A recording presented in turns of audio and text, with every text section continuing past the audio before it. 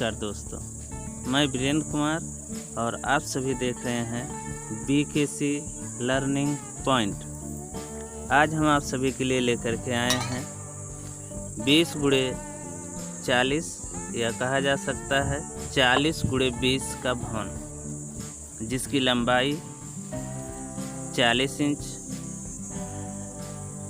चौड़ाई 20 इंच इतने का एक प्लाट है।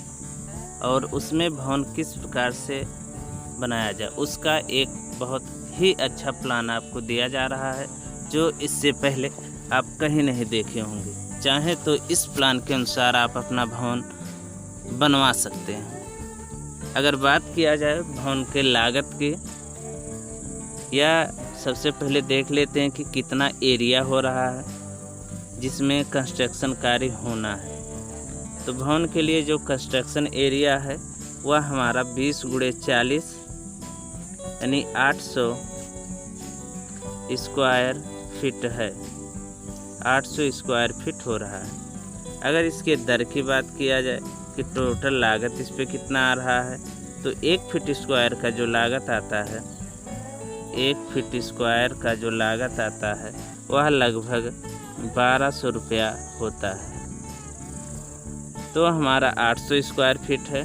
तो 800 स्क्वायर फीट की अगर लागत की बात किया जाए तो 800 गुणे 1200 टोटल लागत हमारा इतना होगा। तो 12 96 हो गया। इसके बाद 4 0 लगभग 10 लाख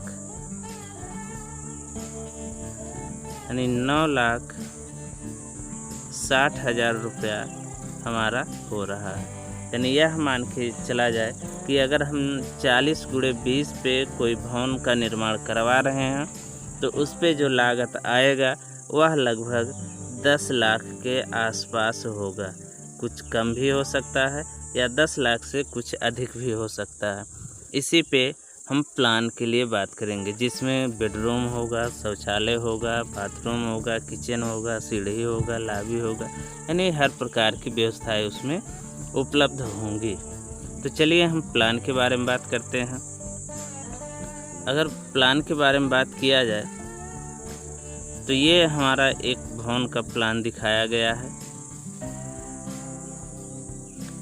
इस प्लान में अगर बात किया जाए तो हर एक चीज़ उपलब्ध करवाया गया है।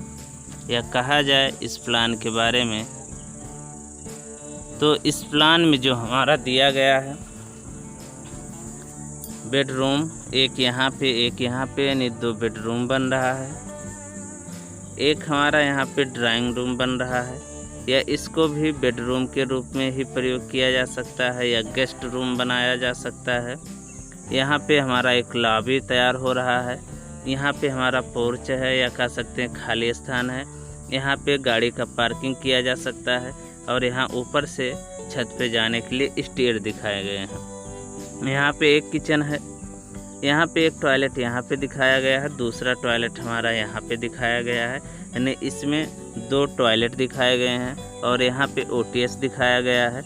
यहाँ पे चाहे तो आप बाथरूम का भी निर्माण करवा सकते हैं, या यहाँ पे कह सकते हैं खाली स्थान दिखाया गया है। अदर टू स्पेस यानी खाली ओपन टू स्पेस स्थान दिखाया गया है। यहाँ पे स्टोर के रूप में स्टोर रूम के लिए भी प्रयोग किया जा सकता है, या वहाँ पे शौचालय भी बनाया जा सकता है।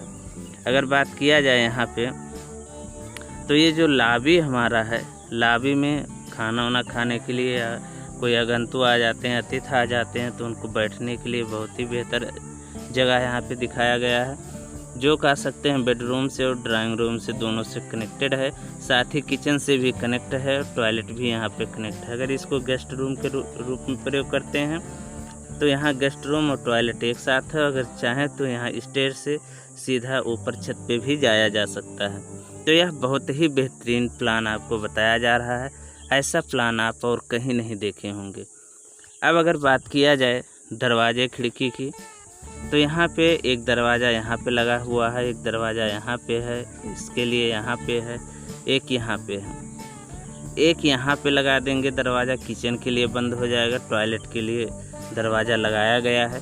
या यहाँ पे किचन को खाली भी छोड़ा जा सकता है बिना दरवाजे के, बिना दरवाज़ा का भी हो सकता है, क्योंकि अगर यहाँ पे दरवाज़ा लगा हुआ है तो कोई भी यहाँ वैसे नहीं जा सकता है। यहाँ पे खाली स्थान छोड़ा गया जाएगा कुछ।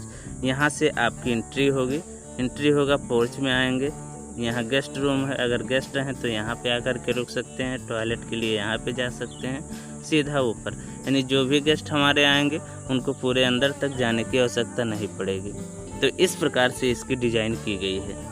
यहाँ पे जो दरवाजे लगाए गए हैं और खिड़की की अगर बात किया जाए तो जो इसमें खिड़की लगाए जाएंगे, खिड़की एक यहाँ पे लगा देंगे, एक खिड़की यहाँ पे लगा दिया जाएगा, खिड़की यहाँ पे लगाया जाएगा, यहाँ पे लगा सकते हैं, यहाँ पे भी खिड़की लगाया जा सकता है, और लाबी के लिए यहाँ पे लगा दिया जाएगा।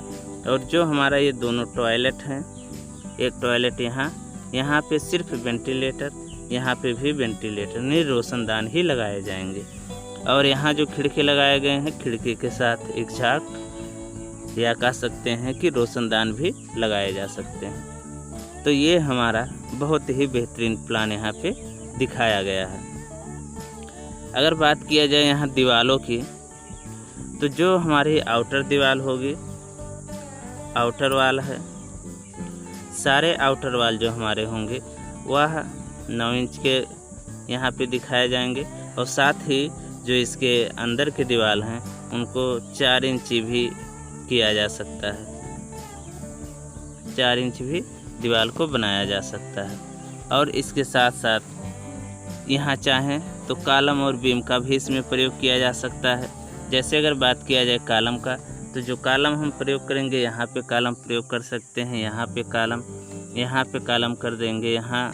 यानी ये जहाँ भी 2 बिंदु आपस में मिल रहे हैं, 2 दीवारें आपस में मिल रही हैं, उन हर एक बिंदु पे कॉलम प्रयोग किया जा सकता है। और इन कॉलमों से पे कह सकते हैं बीम भी लगाया जा सकता है। जैसे कॉलम टू कॉलम बीम हो गया, फिर इस कॉलम से इस कॉलम तक बीम हो जाएगा, यानी यह बीम दीवार पे ही होगा।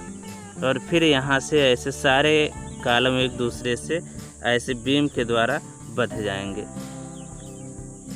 और यहाँ से इसको भी ऐसे बीम से जोड़ दिया जाएगा। तो इस प्रकार से हमारे कॉलम और बीम भी इसके अंतर्गत ऐसे बनाए जा सकते हैं। अगर और आवश्यकता पड़ती है तो यहाँ पे और भी दिखाया जा सकते हैं कि एक यहाँ पे है, एक यहाँ पे दिखाया जा सकता है। और इस बीम की गहराई थोड़ा सा अधिक कर देंगे तो पूरा यहाँ का ओपन स्पेस बना रहेगा। तो इस प्रकार से हमारा प्लान बनाया जाएगा। तो यह बहुत ही बेहतर प्लान है और बहुत ही कम लागत पे एक बहुत बेहतरीन भवन का निर्माण किया जा सकता है। इस वीडियो को देखने के लिए आप सभी को धन्यवाद।